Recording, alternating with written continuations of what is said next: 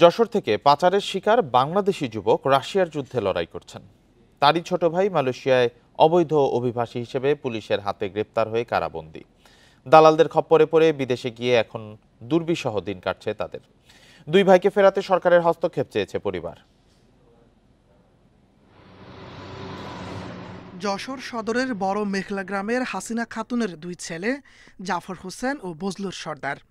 পরিবারের হাল ধরতে বড় ছেলে জাফর ৯ লাখ টাকায় সাইপ্রাস যাওয়ার আশায় একটি এজেন্সির সাথে চুক্তি করেন, কিন্তু প্রতারণার শিকার হয়ে প্রথমে সৌদি আরব ও দুবাই হয়ে পরে তাকে পাঠানো হয় রাশিয়ায়। সম্প্রতি মায়ের কাছে যুদ্ধের পোশাক পরা ছবি পাঠান জাফর। জানান রাশিয়ার পক্ষে যুদ্ধে অংশ নেয়ার কথা। ২০ লাখ টাকায় দালাল চক্র তাকে বিক্রি করেছে দাবি পরিবারের।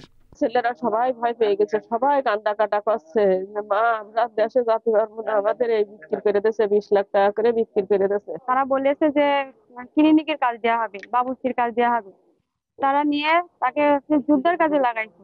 মামাতো ভাই মাহবুবুর রহমানের মাধ্যমে ঢাকার একটি এজেন্সির সঙ্গে যোগাযোগের কথা বলছেন স্বজনরা, তবে অভিযোগ অস্বীকার করেন তিনি। টাকা পাসপোর্ট দেওয়ার পরে রাশিয়া সাইপ্রাসে ভিসা হয়নি, লাস্টে টাকা পাসপোর্ট ফেরত দেওয়ার পরে ওইতে কোন দিক গেছে না গেছে এটা আমি বিষয় জানি। এদিকে জাফরের ছোট ভাই বজলুর ২০২২ সালে অবৈধভাবে মালয়েশিয়ায় গিয়ে গ্রেপ্তার হয়ে সে দেশের কারাগারে বন্দী। আর এক ছেলে মালয়েশিয়ায় রয়েছে, তাও সব আটকা পড়ে রয়েছে জেলখানায়।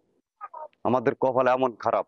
সরকারিভাবে আরও জোরালো পদক্ষেপ ও প্রচার না চালালে অবৈধভাবে মানব পাচার ঠেকানো সম্ভব নয় বলছেন অধিকার কর্মীরা। দালাল চক্রের যে মূল রেকর্ডিং এজেন্ট, এদের শাস্তি হওয়া উচিত এবং এদের এই নাম্বারটা দিতে পারলে আমাদের পক্ষ থেকে, আমাদের সংস্থা থেকে যতটুকু করার আমরা সরকারি সহযোগিতা নিয়ে আমরা সেটুকু করার চেষ্টা করব। দুই ভাইকে দেশে ফিরিয়ে আনার উদ্যোগ নিতে পররাষ্ট্র মন্ত্রণালয়ে আবেদন করেছে পরিবারটি। Independent news.